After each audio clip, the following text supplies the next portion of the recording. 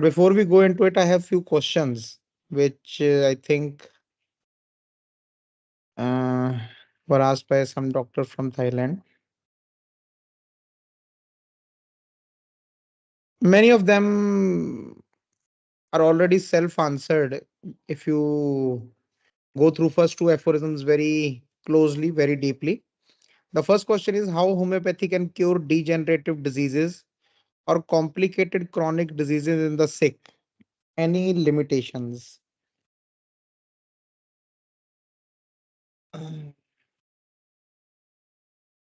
How homeopathy can cure degenerative diseases or complicated chronic diseases in the sick. When you are focusing on the sick, when you are focusing on the cure of the sick, all the other things are basically, diminished in the value. Whether what kind of disease he or she is having, what kind of symptoms he or she is having. The limitation which you are asking me, okay, a homeopath might have a home limitation, but the homeopathy does not have any limitations. I have seen that already in my practice, in practice of Dr. Praful Vijayakar, in my father's practice, that there is no limitation. If you put your mind to just one thing, that you have to just look at the sick and not the sickness. You have to cure the sick, not the sickness. Then everything basically finds a perspective. Everything seems to be easy. But when you will put very big names of diseases, that Duchenne muscular dystrophy, some Down syndrome, some other syndrome, some cancer, then obviously you will, because there are things which are already defined about these kind of diseases, that they are incurable, they don't have any kind of this thing. It does not matter what kind of disease is there. I've seen agenesis of lung of a child who got better. I have seen the congenital pathologies of the heart of patients who have gone well. I have seen person dying with cancer who got well. I have person seen who was in a deathbed because of the organ failure, and that person came back with the help of homeopathy. So when you see such cases, then you know that homeopathy does not have any limitations. But yes, because of the knowledge, because of the way we practice, a homeopath may have many kind of limitations. Please explain the word permanent cure for the sick who has degenerative disease or complicated chronic diseases. This is basically a kind of, I would say, theoretical question that define permanent cure.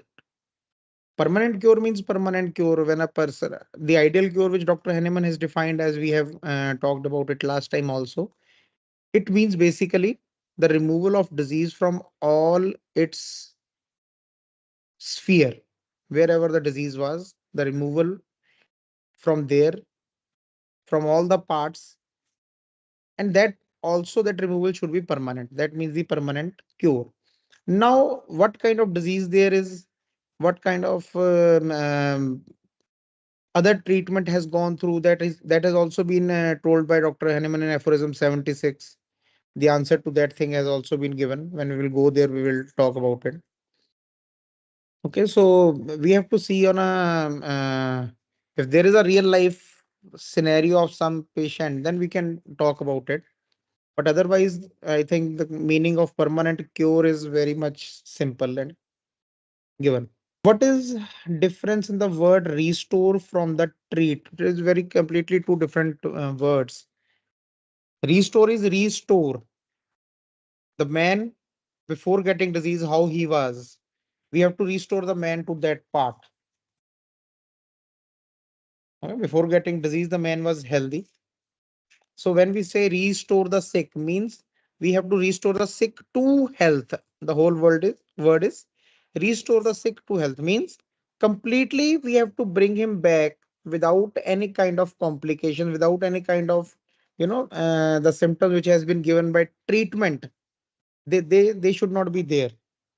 Treating is a very vague term. You can just treat with any kind of thing, and treating does not mean that the patient is restored or cured. Treating is an ongoing process. Restore is our destination. Restore is where we have to take the patient.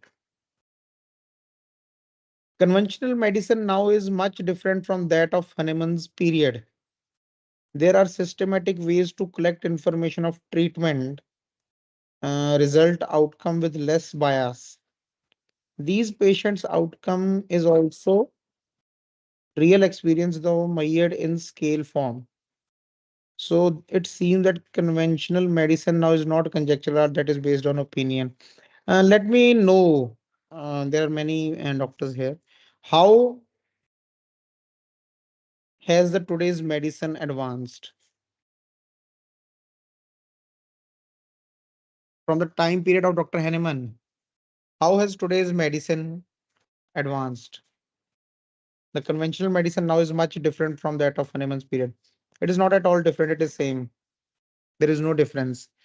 Skin disease is still incurable. Allergies are still incurable. Diabetes is still incurable.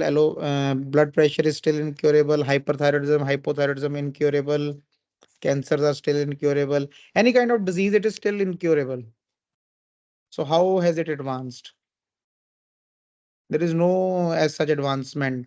Very clearly, Dr. Hahnemann has written in the introduction. That is why I have that the medicine is basically based on conjecture. Why he said that it is based on conjecture? Because there is no particular principles on which the medicine is based. So today, even today, there are no particular principles.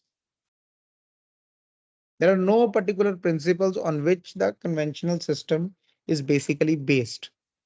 Like we are telling that in homeopathy, there are given principles which one has to follow. There is principle of dynamism. There is principle of individuality. There is principle of similia similibus currenter. We have to follow these principles. There are late principle. There is principle of the natural cure of disease. So we have to follow those principles. So still, even today, there are no written or given guidance or principles on which this medicine is basically based. First thing.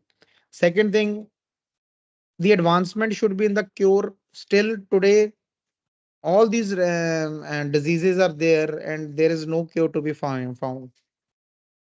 Thirdly, the advancement is basically done in the mechanical part of the science. So that is the advancement of physics, not of the conventional medicine. If there have been some chemicals which have been found to make some reagents to find something or to, that is the advancement of chemistry and physics, not of conventional medicine. If some robotic part has been developed to make some to do some surgery, so it is a advancement of physics that now even a less skillful doctor who does not have much skill can perform a surgery. So the physics has advanced, the biomechanics has advanced, but it is not the conventional medicine which has advanced. It is same as it was in the time of Dr. Hahnemann. It is same as it is today. There are no new medicines which have been found to cure something. Treating is a different thing. And treating also in the same way which Dr. Hahnemann has written in the organon. We will come to that part. Why Dr. Hahnemann gave the name allopathy.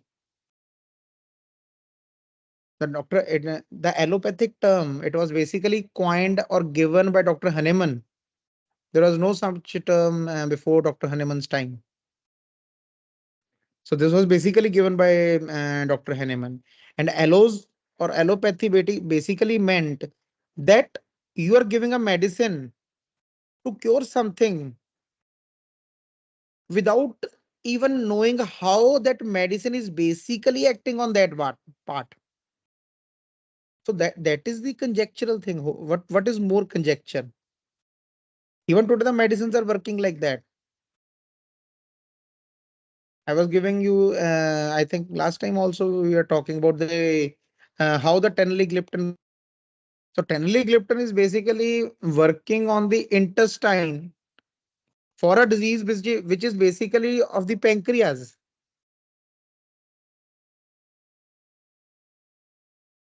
So it is basically altering the structural part of the intestines, and intestine which was completely okay.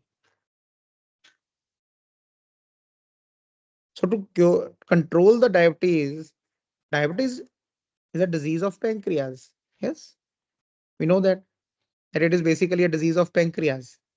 So to cure that disease, to cure that thing, the medicine is basically acting on the intestines,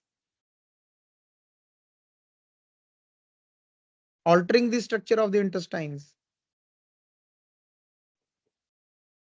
So this is what Dr. Henneman was talking about, that it is basically a conjectural science.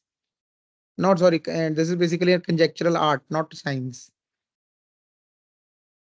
Because it is basically based on conjecture. Okay, if you give this thing and that thing and this thing, and this will be the result, without even knowing that whether it is going to happen or not.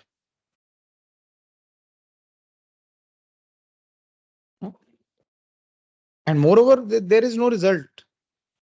The same issues are still we are facing. Okay. So I think I have answered all the questions which were sent to me. So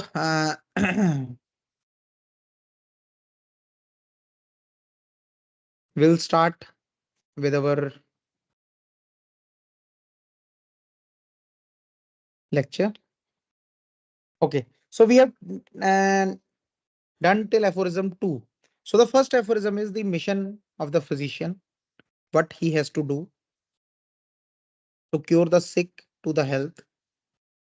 So in the first aphorism, Dr. Henneman basically um, puts a baseline to the thinking of a homeopath. What is that baseline is? To think about the patient, to think about the sick. Don't think about what he is suffering from. Don't think what which organ you have to preserve, which this parameter you have to bring down, or no. The sick is the most important part of physician's mission. He has to cure the sick to health, as it is termed, sick as a whole, not some one part of the sick. Then aphorism 2 very clearly tells how what kind of cure it is which should be termed. The termed cure. Cure means rapid and complete removal of the disease from the sick. From all the parts, not from one some particular part. Like today, a patient came to me that he has this increased urea levels and increased creatinine levels and no other symptoms. No symptoms as such. Just creatinine levels were, I think, around 1.7 or 8, and the uric acid on the urea, they were increased. So he was worried about his kidney health. So now, should those parameters be the measure for me, or should the patient be? What I have to cure? Patient had many other symptoms which he did not consider to be of the disease, but I can see that these are the symptoms that he is suffering from. For example, there was a very characteristic symptom. He said that whenever I'm in stress, like whenever I am, going through something, some financial stress comes, some family stress comes, some office or work related stress comes, he starts feeling sleepy. He says that I feel sleepy and then I have to go to sleep. But that was not an issue for him, not a very big issue. But I can see that what this is. Usually, what happens when someone is in a stressed stage?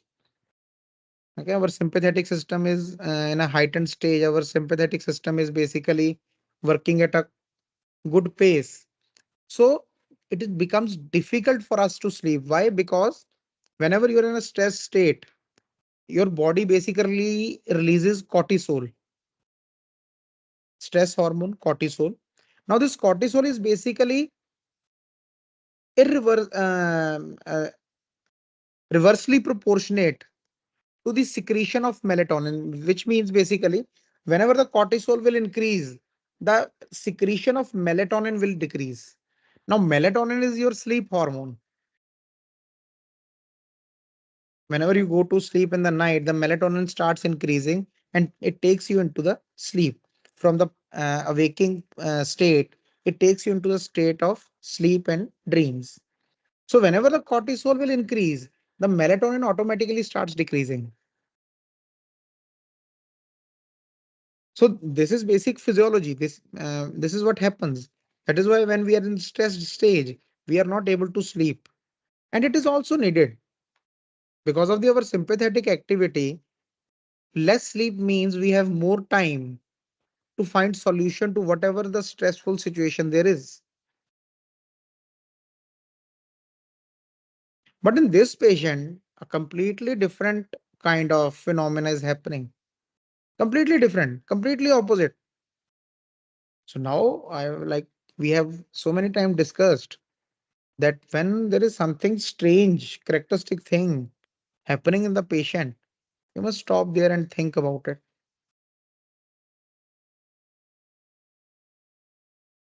So why this is happening with this patient? That whenever he's in a stressed stage, he suddenly goes into sleep. He's not able to think for a long time. He's not able to find a solution to such thing. That is because he does not have even that much of energy to so that the sympathetic activity can go on for some time. As soon as the sympathetic activity starts, the energy depletes, it combusts, and he has to go into the parasympathetic activity to regain the lost energy. So even for few minutes, he is not able to remain in a stage of sympathetic activity because of the lack of energy in the system. So now we have come to this part. We have come to this understanding that okay, this is a characteristic symptom. And this is a characteristic symptom which basically describes the whole individual. It describes the sick, not the sickness. The patient has come with the problem of increased creatinine level, increased urea, and that is not very much increased. It's not very much increased that there is some uremic state going on of the mind. The patient is more worried about that thing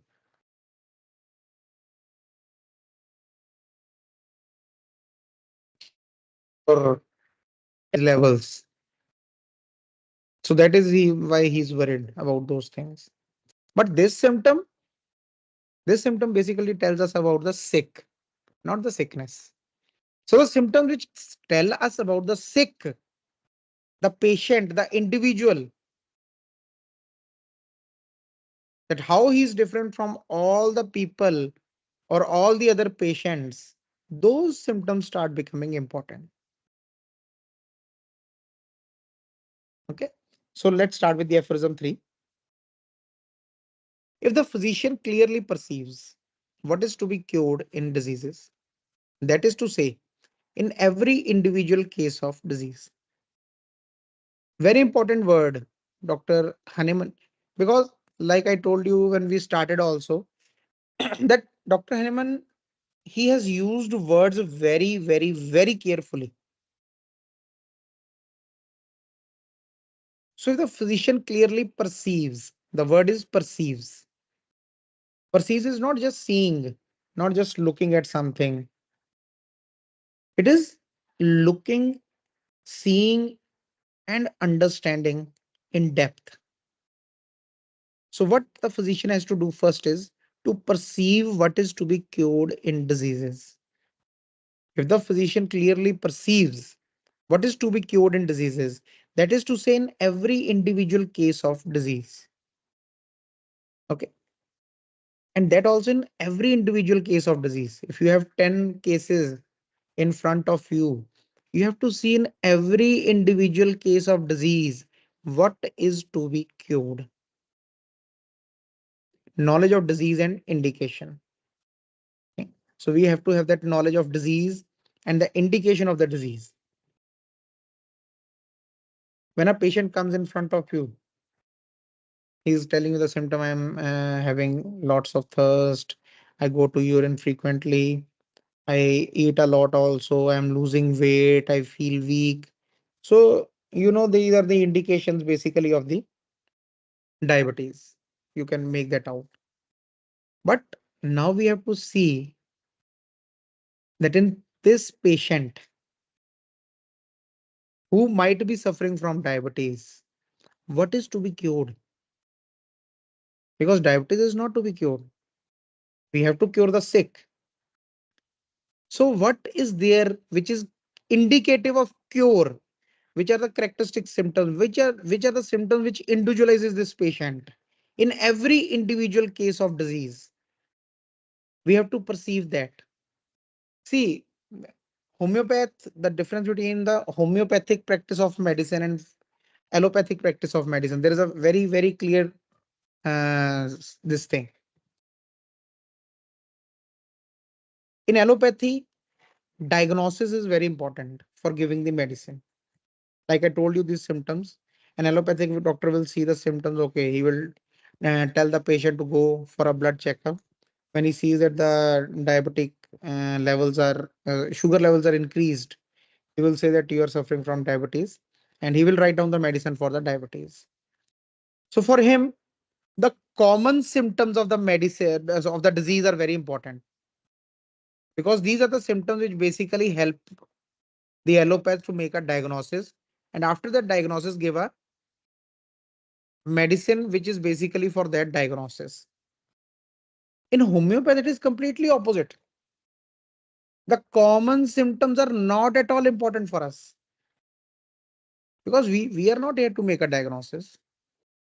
It doesn't matter to us whether he's suffering from diabetes or not suffering from diabetes. But if the patient is saying that I am feeling weak, then there is something which is making him weak. I can understand that thing. For homeopath, the uncommon symptoms are very much important. This sleep symptom, for example, that whenever he gets stressed, he goes to sleep. Now, this is of the least important for an allopath.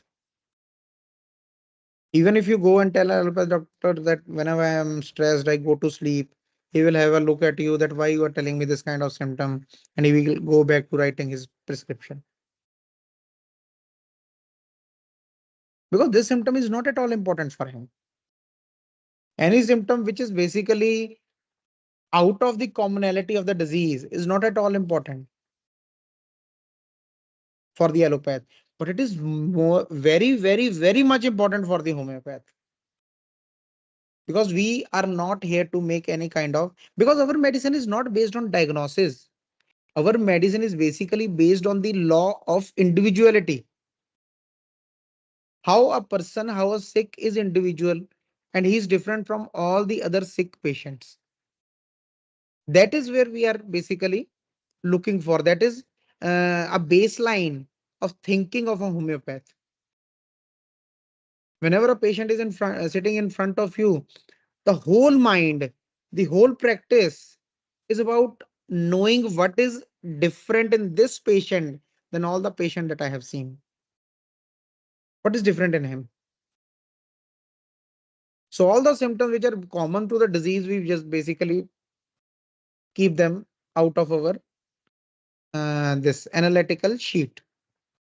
So to know that what we have to cure, we have to understand very minutely which symptoms not to take and which symptoms to take. So for that, this knowledge of disease and indication is very much important. If we clearly perceive what is curative in the medicines, that is to say in each individual medicines. Now, the second knowledge which a physician should have is to know what is curative in his medicines, the medicines which he is applying. What are the effects of these medicines on the individuals, on a human being? So those curative powers of the medicine, the knowledge of medicinal powers is very much important for a physician to know, which we can go through from the materia medica. And if he knows how to adapt according to clearly defined principles. Again, You will see this thing coming again and again and again throughout the organon, where he will tell you to go according to the clearly defined principles. Nowhere in the practice of medicine of allopathic book you will find this thing there. There are no defined principles because there are no defined principles. Organon is practice of medicine for a homeopath. How to practice the medicine.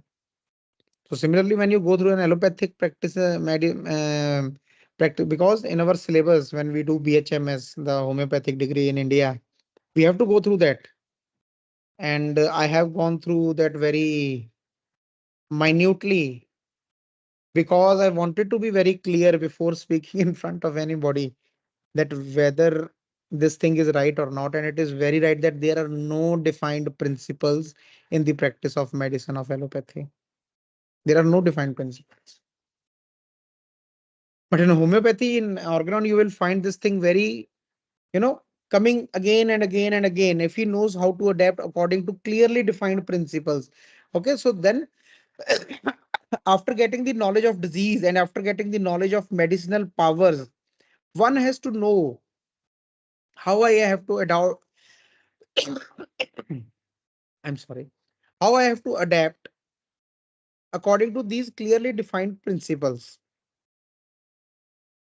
What is curative in the medicines to what he has discovered to be undoubtedly morbid in the patient. And thank you.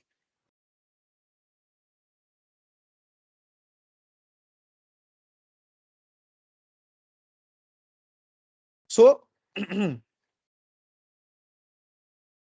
after getting the knowledge of medicine, after getting the knowledge of disease, after not getting the knowledge of individual case of the person in front of us, we have to understand how now I have to use my knowledge of medicine and to adapt it as well as in respect to the suitability of the medicine most appropriate according to its mode of action to the case before him, choice of the remedy, the medicine indicated,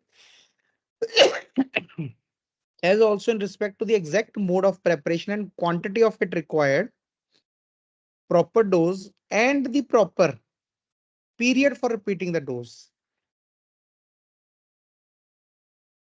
So now here Dr. Henneman is basically telling us that, okay, the first is the mission of the physician to cure the sick to health. Second, what is the ideal cure? How the cure should be done. Third is basically the knowledge of the physician. What the physician should know in order to cure, as it is termed in the aphorism 2.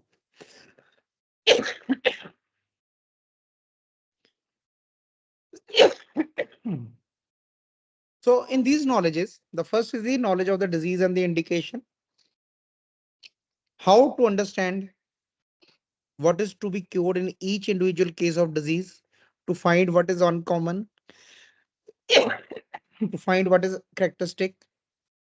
Then the knowledge of the medicines, the medicinal power, which medicine has the power to of medicines have the power to cure what kind of symptoms in the patient. Then how to basically adapt oneself, adapt myself, my knowledge according to the defined principles. Then how the proper dose should be made, what should be the mode of the action of the medication, and what is the proper period for repeating the dose. So a physician should know about all these things about which Dr. Hahnemann is going to tell in the whole organon. But this is just the basic things which the Dr. Hahnemann is trying to tell us to make ourselves ready to make so that we can understand what we have to go and we have to understand in the coming effort. If finally he knows the obstacles to recovery in each case and is aware how to remove them. And then finally, if he knows the obstacles to the recovery, he should also know that what kind of the things in the surrounding of the patient, in the diet, in the regimen, in his day-to-day life, what kind of the things can provide basically the obstacle to the recovery. And he should also guide the patient to, kind of remain away from these kind of things, any kind of stresses, any kind of undue pressure, okay, any kind of things in the diet which might affect his health, so that the restoration may be permanent. Only then the restoration can be permanent, when we have all these kind of knowledges, when we know all these things. Now, many times I have had discussion with doctors. Like I told you that Dr. Henneman uses words very carefully. So many doctors have, we have talked with them that we have also studied materia medica. We have also learned the medicines, and we have also gone through the things. But still, sometimes, the kind of cure which we are, referring to, or which we are talking about, is yet not possible. The word Dr. Hahnemann has used is knowledge. Knowledge. Knowledge comes from knowing something. When we are going through organ, like we are going through right now, I am telling you about these things, about whatever is the understanding of these things. Don't confuse this thing with knowledge. This is not knowledge. This is just simple information which is being passed to you. Whenever you are reading something, it is just some simple information which is being passed to you. It is not knowledge. Knowledge is completely different thing. Knowledge comes from knowing. When you know, when you know about something. For example, I told you that, okay, Ignitia have this kind of constitution. This is an information which I have given to you. For me, it can be knowledge, because from my experience, from whatever I have gone through, I have seen, might be knowing this thing. But when I am telling it to someone, it is basically information which has to transform into knowledge after we have gone through practice over that thing. So here the Dr. Hahnemann is not using the word information of disease, information of medicinal power, okay, information of the obstacles of the cure. No, it is about knowing which comes from the experience. So that is why many times I have seen, even in in our colleges, the people who used to be the toppers, in the colleges, they did not turn out very well in the practice, in the homeopathic practice later on, because they have all the information which there could be, but very less knowledge. The information could not transform itself into the knowledge. So it is very important that once you are informed about something, it comes upon us. When we receive some information, it comes upon us to basically change that thing into the knowledge by practicing on it, by taking our experience out of it, by taking uh, some truth out of it, and then transforming it into the knowledge. And once it starts becoming knowledge, then you can see that the wonders, they start happening, because then it will start basically coming out of you, not from somewhere else. Because till it is coming from somewhere, it is all information. So it is very important to know the obstacles to recovery in each case, and is aware how to remove them, so that the restoration may be permanent. And then he understands how to treat judiciously and rationally, and he is a true practitioner of the healing art. So when he has the knowledge of all these things, when he starts knowing about all these things, and he starts applying these things on the patient, and start restoring them into the permanent health, then he knows how to treat judiciously and rationally. and he's a true practitioner of the healing art. So he's likewise a preserver of health if he knows the things that derange health and cause disease and how to remove them from the persons in health. So even with the okay, he's a physician, he has to cure. The mission of the physician is to cure, but after curing, he is also a preserver of the health. How he is a preserver of health? If he knows the things that derange the health, if he knows what deranges the health, and he can guide his patients, he can guide people around him that these are the things which basically derange your health and cause the disease, and he tells them how to remove them from the persons in health, the people who are healthy, how they can avoid these kind of things which basically derange the health, then he also becomes a preserver of health.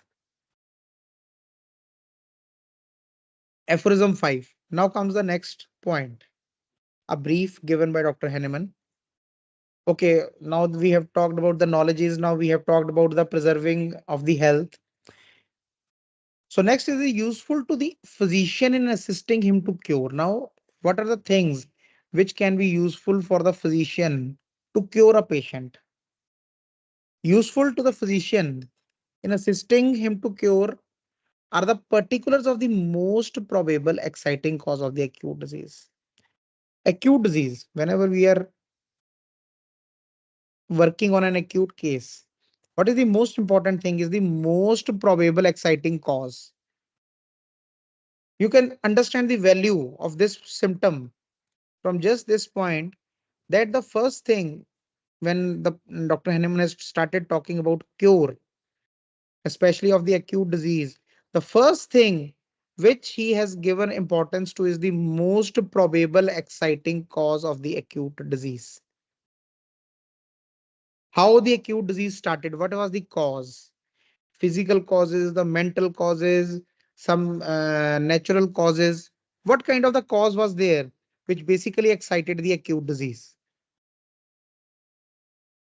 As also the most significant points in the whole history of the chronic disease to enable him to discover its fundamental cause.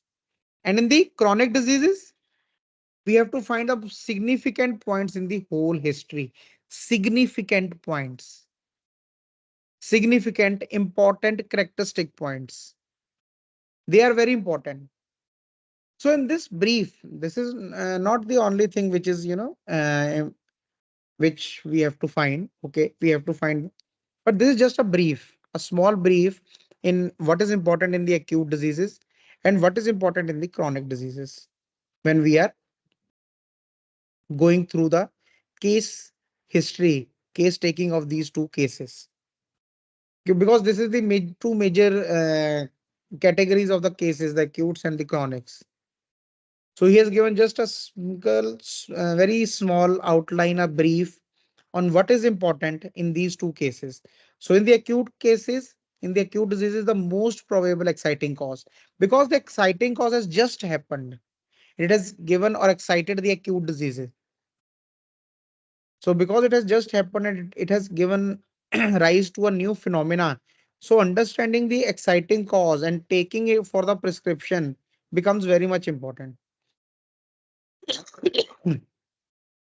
And in the chronic diseases, taking the most significant points out of the whole history so that it helps him to discover its fundamental cause, which is generally due to a chronic miasm. So we have to find the fundamental cause, the cause which is basically based on the chronic miasm in the cases which are chronic in nature. So in these investigations, whenever we are going through this investigation, we are taking the case, the ascertainable physical constitution of the patient, what kind of physical constitution of the patient is.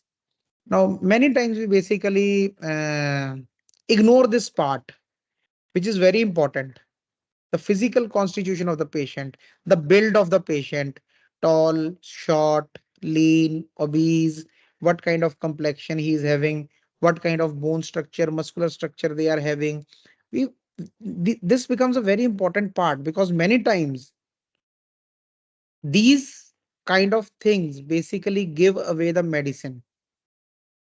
There is medicine which is hidden in this physical constitution of the patient, especially when the disease is chronic.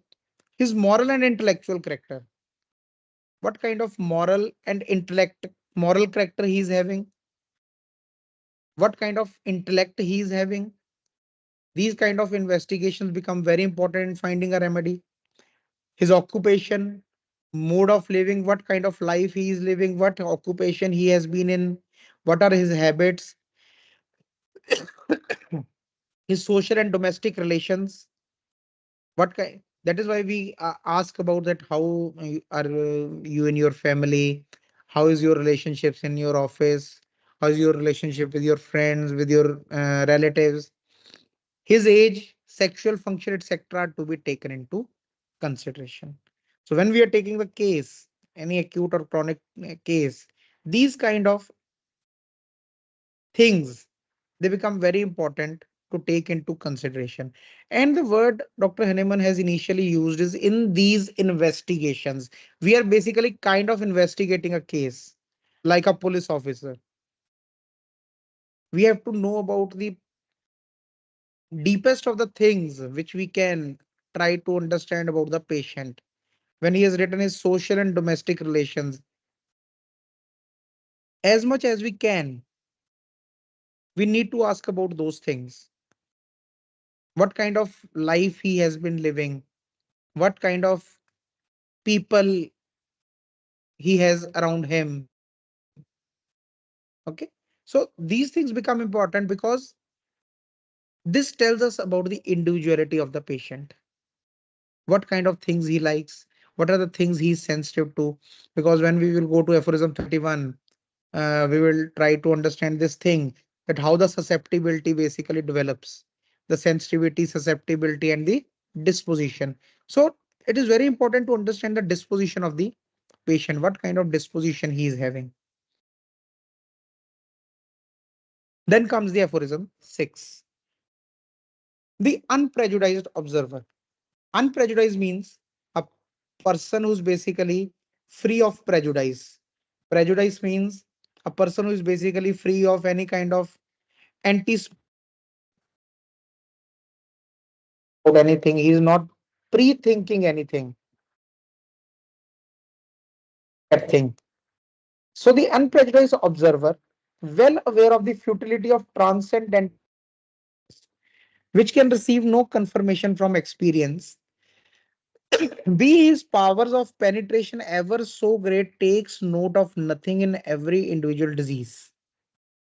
So when a person is unprejudiced observer, it is why it is important for us, for a homeopath, to be unprejudiced observer. The first thing is the observer. When you are sitting in front of the patient, you are observing the patient. You are looking at him and looking through him. You are trying to understand every smallest of the detail of his life, many things which he has said and many things which he has left unsaid. You are trying to, you know, ask those things and understand those things. So unprejudiced means when you are free from the bias.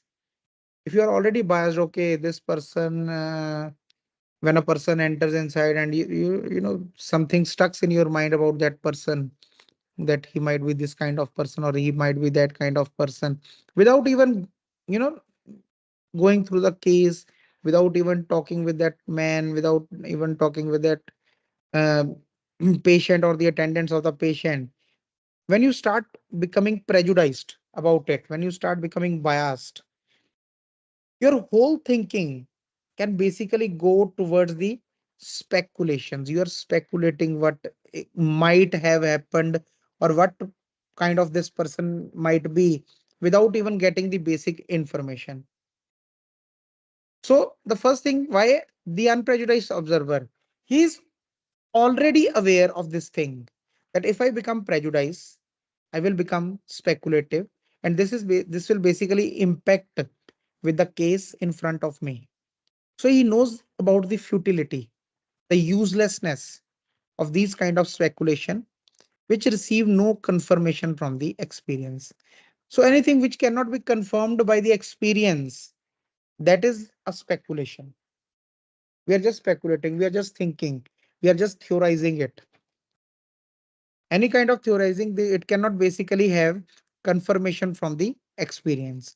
So an unprejudiced observer is basically aware of this uselessness.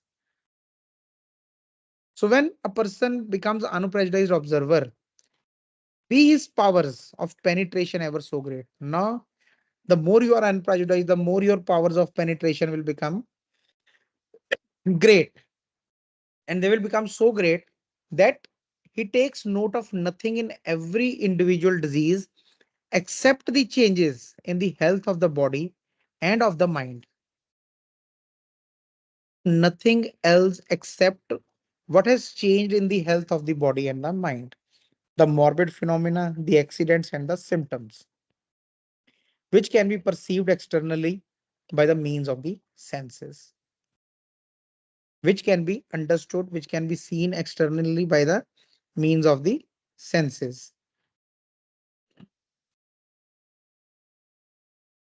That is to say, he notices only the deviations from the former healthy state of the now diseased individual, which are felt by the patient himself, remarked by those around him, and observed by the physician. So he takes the note of the deviations from the former healthy state, a healthy state where the patient was, and now the state, disease state where he is. He takes note of all those things, all that morbid phenomena that has happened. He takes those that information by asking the patient, because the patient has felt those things, by asking the attendants, and by observing himself. So all these perceptible signs represent the disease in its whole extent. So all these signs which he has collected, which this unprejudiced observer has collected from the patient, from the attendant, and from his own observation, they basically represent the disease in its whole extent, and that is together they form the true and only conceivable portrait of the disease. So he takes those symptoms, all those morbid phenomena, accidents, which he has perceived by his senses, which he has listened to, which he has seen, which he has observed, which have been felt by the patient, told by the attendants, and he, he writes them down, he notes them down, he collects all those symptoms, and these symptoms are basically the portrait of the disease. This is what the disease is. All those symptoms. That so the disease is not something which is labeled when it is diagnosed. No, disease is something which you have taken um, all those collection, the collection of the symptoms which you have taken. That is known as the portrait of the disease, the picture of the disease. So footnote to aphorism 6. I know not, therefore, how it was possible for physicians at the sick bed to allow themselves to suppose that without most carefully attending to the symptoms and being guided by them in the treatment they ought to seek and could discover only in the hidden and unknown interior what there was to be cured in the disease. So now Dr. Henneman is saying that I am so surprised that how it is possible for the physicians when they visit some sick bed, when the person visits some person who is suffering from some kind of sickness, without carefully attending to the symptoms, without asking the symptoms, without like, okay, what is the symptom? Fever, okay, okay, this there is some sputum also, okay, and what else? Okay, okay, this is the medicine, give it. Like, so this is Dr. Henneman. He is asking him that without carefully attending to the symptoms, without understanding the symptoms, how it has developed, what is the characteristic, okay, what how the patient is feeling about it, how the attendants are feeling about it, what you are observing, what the physician is observing about it. Okay, by without the symptoms guiding the in the treatment, because symptoms are the guide towards the remedy. This whole set of symptoms which we take, it is basically the guide towards the remedy. And it is not only in the allopathy. Many homeopaths are also doing like this. If there is an injury, okay, give this arnica, give hypericum, give this thing. No, how this is going to help? Even in that thing, the symptoms have to become your guide. There is a case of someone, I think in Thailand, Dr. Jonkol, she had brought this case to my attention. I think the person had bursitis after an injury in the shoulder, and he was given all kind of medicines which were known for injury, and he was not getting better for this thing. But after carefully understanding his case, I think we gave Calcarea Fos. Dr. Jonkul can be can Yes, exactly, of more course. clearly tell about it. But What? what I can remember is that we gave him Calcarea Fos, and he was better with that. Otherwise, I think he was suffering from past 5 or 6 months from this problem. So Yes, he that have is the difference. But neuropathy. treating the disease and treating the sick. When you are treating the disease, you will end up giving all those remedies for injury, not the remedies for the patient.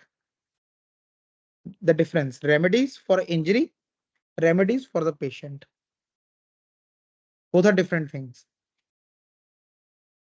Remedy for the jaundice, remedy for the patient. Remedy for the degenerative disease, remedy for the patient.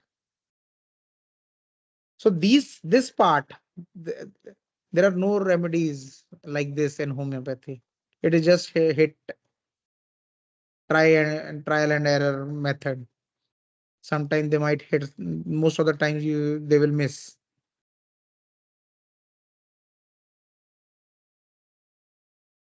Okay, so we have to understand the right way. And once you start understanding and following the right way, you will not need to do hit and error method, try hit and trial method. That okay, let's try with this remedy, try this remedy, try. You will stop trying. You will become very clear that okay, my at least you will try, start understanding which medicines not to give, because you will start understanding that this thing does not fit the picture of the disease. So you will at least know that this medicine is not going to help because it is not this fitting the picture of the patient. So Dr. Henneman is saying that I am very much surprised how it is possible for the physicians at the sick bed to allow themselves to suppose that without most carefully tending to the symptom and be guided by them in the treatment. Because symptoms are the only guide in treating the sick. So how could a physician basically ignore the symptoms? They ought to seek and could discover only in the hidden and unknown interior what there was to be cured in the disease. Okay, the patient is suffering from vomiting and diarrhea. He might have been suffering from infection. How can one know that what is happening inside the hidden interior, the unknown interior? So the physician, the doctor is basically prescribing for the infection, which he does not know the patient is having or not having. So what is more conjectural than that? What is more opinion based than that?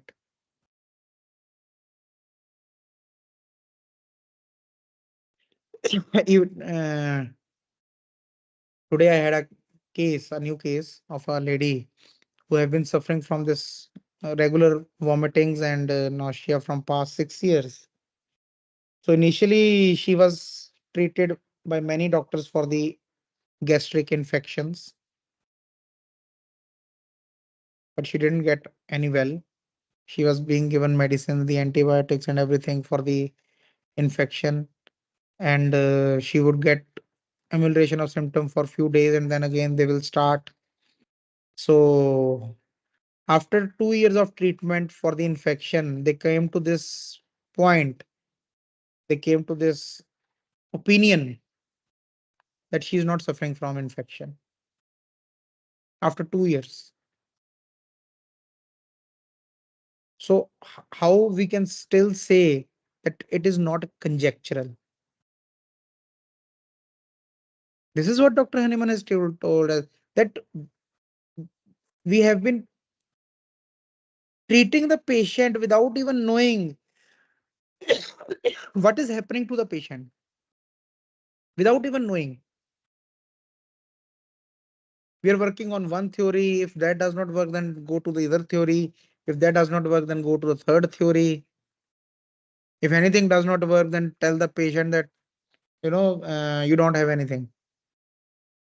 We are not able to find anything in you, which is wrong.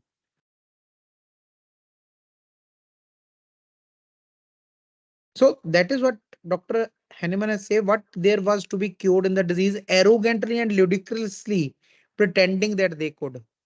That they have been pretending arrogantly and ludicrously without even knowing what is happening to the patient. They are pretending that they can cure the patient without paying much attention to the symptoms. This lady, she had symptoms of something characteristic about her vomiting and about her nausea. So without paying attention to those characteristics, they have been curing her for past 6 years. Discover the alteration that had occurred in the invisible interior and set it to rights with unknown medicines.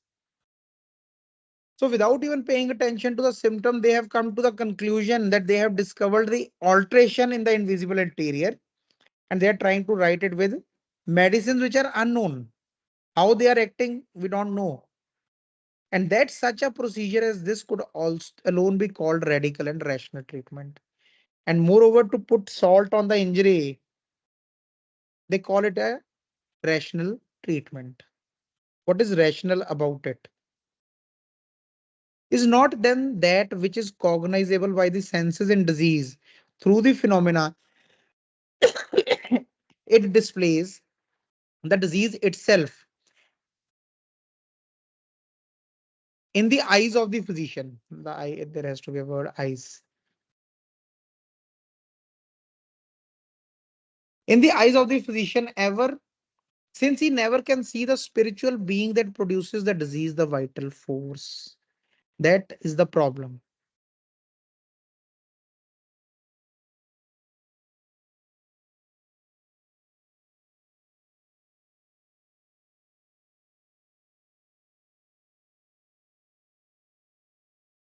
Much time of the science has been wasted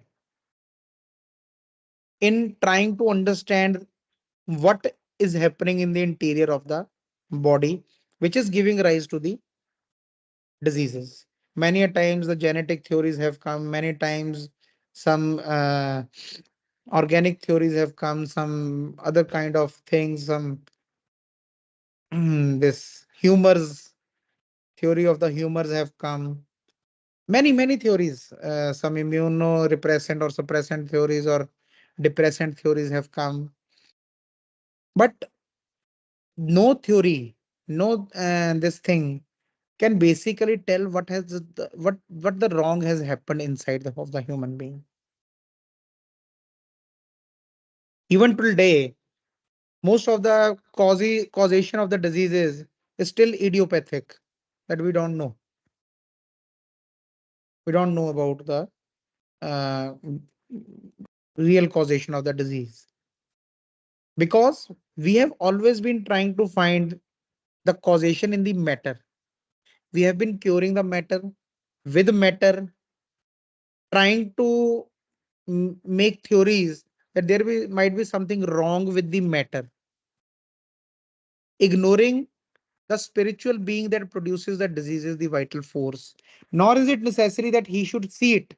It is not necessary that you should see the vital force or we should see the vital force, but only that he should ascertain its morbid actions. We must know the actions, that whenever the vital force is basically diseased, it basically tells us about the disease state through the symptoms. So the symptoms become basically a projection of the disease of the vital force, a projection of the disease of the interior. That is why Dr. Henneman has told that the symptoms are the most important thing in the patient, and they are the guide to the remedy in order that he may thereby be enabled to cure the disease. What else will the old school search for in the hidden interior of the organism as a prima causa morbi? Whilst they reject as an object of cure and contemptuously despise the sensible manifest representation of the disease, the symptoms that so plainly address themselves to us. So Dr. Hahnemann is saying that the old school, that they are already searching in the hidden interior for this primary cause of the diseases while rejecting what is basically representation of the disease, the symptoms. The symptoms are the representation of the disease. They are the most sensible and manifest representation. They are basically rejecting those symptoms and try to find something in the interior under the microscope, in some MRI, in some CT scan. They're trying to find something which is, in the interior of the body. And even if they find, for example, even if they find, what are we going to do about it? Many times I get these children of Down syndrome. They go through that genetic karyotyping and all those tests and everything, the heart, the thyroid, everything. Okay, thousands of rupees of parents are basically spent in the investigation of a disease which is already known.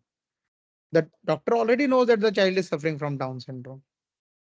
That is why he basically has written all those tests. And he has come this beautiful chart of karyotyping with 21st trisomy. There are these three the chromosomes on the 21st, this thing. So we have found that material cause in the interior of the organism in this case. I was talking about this thing that so thousands of the rupees are basically spent of the parents in a disease which a doctor actually has a good idea about, that what the child is suffering from. So then he has found this karyotype. On the karyotype, he has got this three chromosomes at the 21st position. So he has got all the this prima causa morbi, the primary cause of disease, in the material part of the body. So after finding all that causation, even this case, the causation is also found. So when the parents they ask the doctor, okay, now you know about the disease, you know about what has happened. So what should we do now, like for the treatment or the cure? The doctor is like, there is no cure. We cannot cure. There nothing we can do about it. So what was the fun of finding that prima causa morbi? All that effort which was put to find the causation in the interior, hidden interior of the organism. And when it is found, nothing can be done about it. So what was the fun of doing all that exercise? All that fruitless, useless exercise which the parents were put through. So this is what Dr. Henneman was basically talking against about. That, with this kind of conjecture, this kind of theories, this kind of things which the physicians have wasted their lives in telling the people that how the disease is formed, how it is maintained, or what are the causation for the disease. He said that this all thing is of no use to anyone. What can be useful is that you take those symptoms, you understand those symptoms, you understand the sick patient, and try to do something about it. Try to give some medicine which can help the patient. So all those symptoms, which were basically a sensible manifest representation of the disease, which was an expression of the disease thrown out by the vital force, that was already ignored. But the whole effort was put to find something in the hidden interior of the organism. What else do they wish to cure in the diseases but these? So he's again asking that what else is there to cure in the disease except these symptoms? What else is there? If you just cure these symptoms, all the symptoms are cured from the whole extent of the body. What is left? What is left? Only health is left. That's it. Simple. Sometimes truth is so simple that the human mind it starts rejecting it because of being too simple. Because we love complexities. We cannot believe how it can be so simple. A person who has devoted 20 years, 25 years of his life in finding the causation and this and that and that and that, if he's told after 25 years, that this part, if he's told this footnote that just cure the symptom and the disease will be gone, he will, kind of go into at the verge of insanity that how it can be so simple. Because truth is very simple. So what else do they wish to cure in diseases but this? What is there to cure in the disease except the symptoms which are being produced? What else is there? How a person knows that he is diseased? Because of the symptoms. So once the symptoms are removed, the health automatically establishes itself.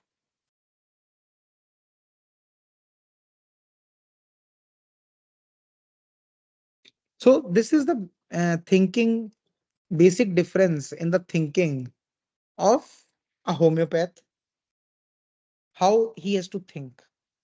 Because becoming a homeopath starts from the kind of mentality which you are having, the kind of mentality. Being a homeopath is all about mentality, how you see people, how you see the world, how you see the diseased processes. You have to, are you still seeing them in the matter part, or you have started shifting towards the dynamicity of it? Like I told you that in the first thing, that if you want to find the secrets of the universe, think in terms of energy, frequency, and vibrations, because actually the universe resides in this thing. Next time, when we will be talking about the vital force and we will reach the aphorism 11, I will tell you about some things which can drastically take your mental. The mind will drastically shift from this, matter part to the energy part. I will give you very small examples which you have been experiencing in day to day life. But because we have been so much pushed into the matter and thinking, which is more material, that we cannot even analyze those things happening to us. Okay. So with this, I think we will stop with today's class.